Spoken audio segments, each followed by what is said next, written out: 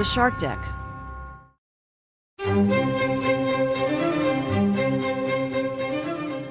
Hello and welcome to Palace Intrigue. I am your host, Mark Francis.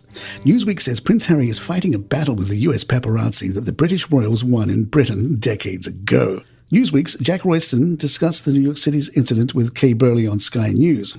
This is an extraordinary series of events. It played out in several hours of very forensic reporting.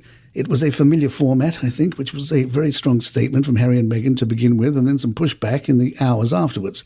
The pendulum kind of swung away from them, and they started to lose control of the narrative a little bit. But it's important not to lose the fact that something bad did happen here. We do not tolerate this kind of conduct by paparazzi in Britain. Paparazzi are not allowed to follow celebrities here, even if it's entirely safe and nothing dangerous happens. You're not even under independent press standards, organisation press regulations. You're not allowed to persist in photographing somebody who's asked you to stop. What's actually happening here is that Harry in America is trying to refight battles that the British royal family won in Britain decades ago. But he's having to kind of reinvent the wheel and do it all again in America because there's a very different paparazzi culture there. After the chase occurred, Harry's spokesperson said, per the BBC, that while being a public figure comes with a level of interest from the public, it should never come at the cost of anyone's safety. Dissemination of these images, given the ways in which they were obtained, encourages a highly intrusive practice that is dangerous to all involved. Royston pointed out, some of the pictures taken by these paparazzi were briefly published by the Daily Mail and the Express in Britain. But as soon as they realised the circumstances around them, they were pulled down. TMZ is still running that footage and is still running those images, and my understanding is that the Sussexes viewed that as completely inexcusable. I think what's going to cause the really prolonged upset is that he hasn't succeeded in forcing TMZ, a US tabloid, to take these images down, and there has actually been a whole spate of paparazzi photographs of Harry and Meghan in the last few months, including published on page 6 TMZ US tabloid websites. So, they left Britain behind because they wanted a better relationship with the media, and they have wound up in a version of Princess Diana's experience in the 1990s. Before the car chase, there was the Gloria Steinem event itself. The Daily Mail's Richard Kay wrote, "The scene was one to savor, straight from the pages of that famous self-help manual, How to Win Friends and Influence People. As well-wishers craned their necks and flashbulbs popped, all eyes were drawn to the smiling figure in the strapless gold Johanna Ortiz dress and the Tom Ford high heels, who was making her way to the stage.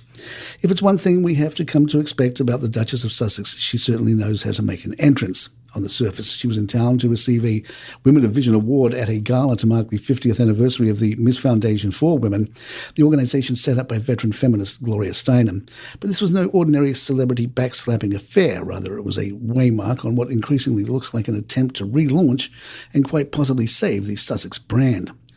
Kay also thinks the recent sushi outing is part of the brand strategy, writing, "Two A-list actresses who were far more famous than Meghan ever became in Hollywood, and a mega-rich entrepreneur who 2 years ago at the age of 31 became the youngest woman to have taken a company public.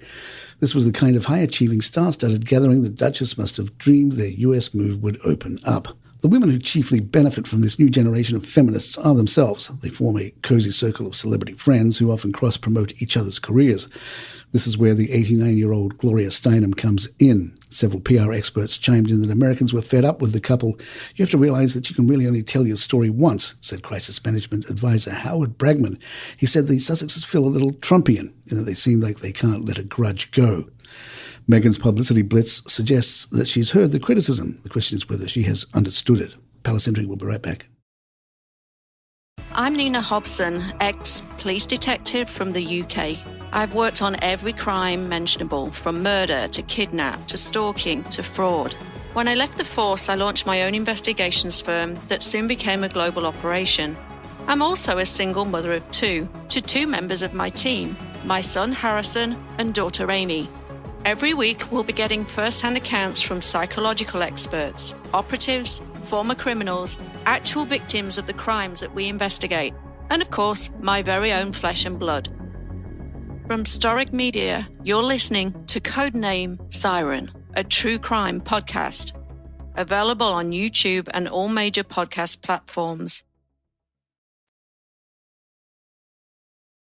GB News' Dan Wooten had a similar take on Meghan, writing, "As part of the US-facing relaunch, Meghan is also trying to equate herself to the late Queen by stealing her mantra of daily acts of service.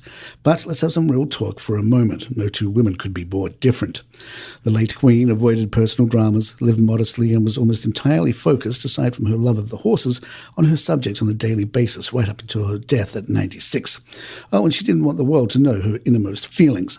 In reality, Meghan could have achieved far more for the charity causes she claims to care about if she had stayed working with the British monarchy. When I think about the late Princess Diana, she is immediately linked to the projects for which she devoted her time. In such a short life, she transformed public discourse internationally on bulimia and other eating disorders, the AIDS epidemic, and the plight of landmines. A quarter of a century on from her tragic death, the impact that she made in these important social and humanitarian areas is still felt today. It's not an exaggeration to say she changed the world. Her daughter-in-law, by contrast, appears focused on a blancmange woke set of radical feminist priorities not rooted in any actual practical change. The charity honoured Meghan for her so-called lifelong advocacy for women and girls, describing the privileged princess as one of the most powerful and influential women in the world. But that doesn't answer the most fundamental question in all of this. What has she actually done? And there you have it. If you'd like to email us, our address is thepalacintrigue@gmail.com. Please follow us on Spotify, iTunes, Google Podcasts, or your favourite app of choice. I'm Mark Francis. My thanks to John McDermott. This is Palace Intrigue. Good times.